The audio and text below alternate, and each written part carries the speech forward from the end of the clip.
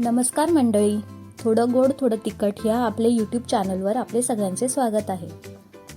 तर आज मी तुम्हाला चिकन रस्सा कसा बनवायचा हे दाखवणार आहे। तर मग चला करूया सुरुवात। सगळ्यात आधी आपल्याला चिकन चांगले धुवून घ्यायचे आहे आणि त्याला मॅरिनेट करायला ठेवायचे आहे। मॅरिनेशनसाठी आपण लसूण, आले आणि कोथिंबीरची पेस्ट, हळद आणि चवीनुसार मीठ हे सगळं चिकनला लावून घ्यायचे। चिकन मॅरिनेट होईपर्यंत आपण वाटण करून घेऊ।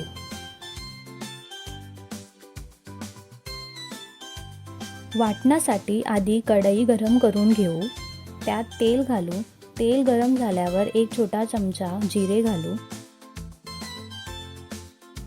नंतर त्यात उभा चिरलेला कांदा घालू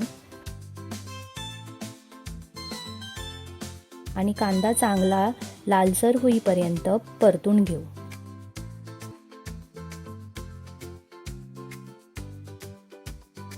कांद्यासोबत थोडं आले, 4-5 पाकळ्या लसूण घालू आणि ते सुद्धा चांगले कांद्यासोबत परतून घेऊ।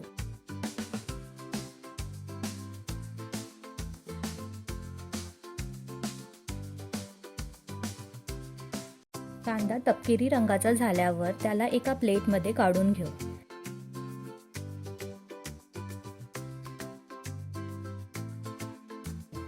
आता कढईत कापलेले सुके खोबरे घालू, तेही चांगले लाल होईपर्यंत भाजून घेऊ।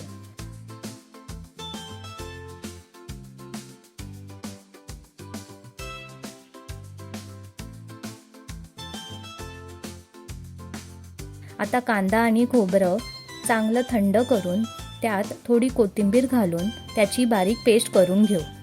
जर तुम्ही चिकन खात नसाल तर हे वाटण तुम्ही कडधान्याच्या भाजीला देखील वापरू शकता आणि हे वाटण किमान 4 ते 5 दिवस फ्रीजमध्ये चांगले टिकून राहतं। चिकन बनवण्यासाठी आता कुकरमध्ये थोडंसं तेल घालू। तेल गरम झाल्यावर त्यात चिरलेला कांदा घालू। कांदा 2 मिनिटं परतून घेऊ, त्यात मॅरिनेट केलेले चिकन घालू आणि चांगलं मिक्स करून घेऊ।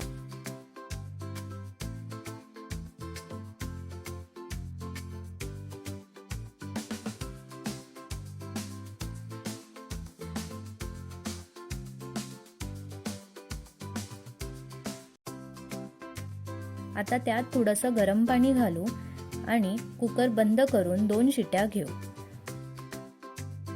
चिकनला फोडणी देण्यासाठी आता कुकर गरम करायला ठेवू, त्यात 1 चमचा तेल घालू। तेल गरम झाल्यावर त्यात थोडेसे जिरे घालू आणि चिरलेली कोथिंबीर घालू। आता वरून 1 वाटी बनवलेले वाटण घालू आणि चांगले मिक्स करून घेऊ। नंतर त्यात हळद घालू,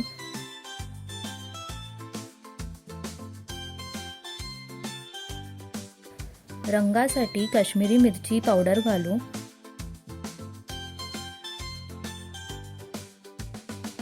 आणि घाटी मसाला घालू। तुम्ही मालवणी मसाला देखील घालू शकता। आता चांगले ढवळून घेऊ आणि वरून 1 वाटी फेटलेलं दही घालून चांगले मिक्स करून घेऊ।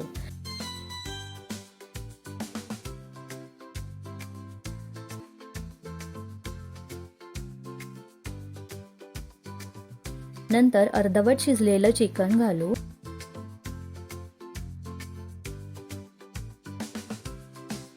आणि वरून चिरलेली कोथिंबीर घालू। आता कुकर बंद करून 1 शिटी काढून घेऊ। कुकर थंड झाल्यावर चिकन सर्व करू।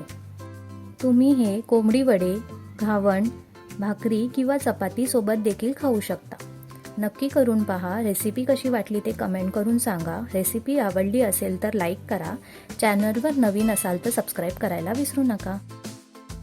चला मग भेटू पुढील रेसिपी सोबत।